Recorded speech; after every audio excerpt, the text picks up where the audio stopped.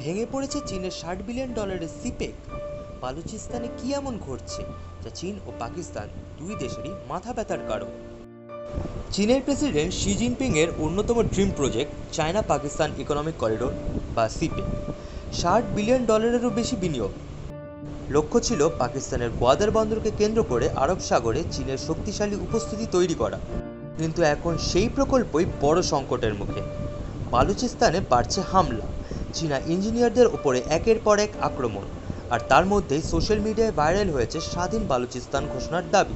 তাহলে কি হচ্ছে বালুচিস্তানে, আর কেন চীন ও পাকিস্তানের কাছে এটি এত বড় দুশ্চিন্তার কারণ? চলুন সহজে বুঝে নেওয়া যাক।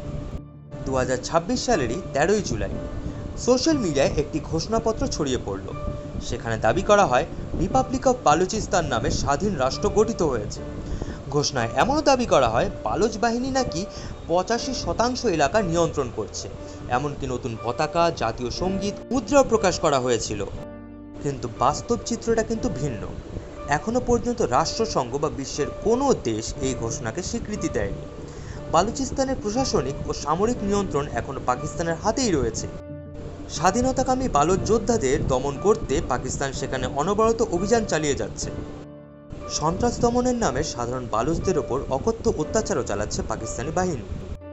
এই আবহে বালুচিস্তানের মানবাধিকার পরিস্থিতি নিয়ে আন্তর্জাতিক মহলে নতুন করে আলোচনা শুরু হয়েছে।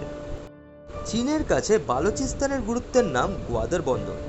সিপেকের মূল উদ্দেশ্য ছিল পশ্চিম চীনকে সরাসরি আরব সাগরের সঙ্গে যুক্ত করা।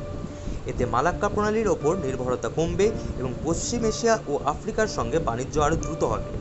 কিন্তু বাস্তবে গোয়াদার বন্দর প্রত্যাশা মতো আন্তর্জাতিক কার্গো আকর্ষণ করতে পারেনি। দুর্বল যোগাযোগ ব্যবস্থা, নিরাপত্তার সমস্যার কারণে বহু আন্তর্জাতিক শিপিং সংস্থা এই বন্দর এড়িয়ে চলছে।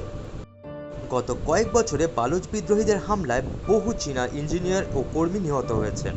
পাকিস্তানের অন্যতম বড় তামা ও সোনার খনি পরিচালনা করে থাকে চীনের রাষ্ট্রায়ত্ত সংস্থা এমসিসি। কিন্তু পরিস্থিতি এতটাই খারাপ যে তারা এই সব কার্যকলাপ বন্ধ করে দেওয়ার সতর্কবার্তা দিয়েছে। অন্যদিকে ঝুলে রয়েছে $9 বিলিয়ন রেকর্ডিং খনি প্রকল্প। এই পরিস্থিতিতে মাথায় হাত পাক সেনাপ্রধান আসিম মুনিরের, কারণ তিনি বিদেশি বিনিয়োগ টানতে ব্যর্থ হচ্ছেন। কিন্তু এইসবের মাঝে ভারতের কোথায় লাভ হচ্ছে? প্রথমত, সিপেকের যে সাফল্যের ছবি চীন তুলে ধরেছিল তা বড় ধাক্কা খেয়েছে।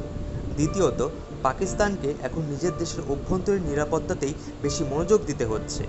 আর তৃতীয়ত, গোয়াদার বন্দর সেভাবে ফুলে ফেঁপে উঠতে পারেনি।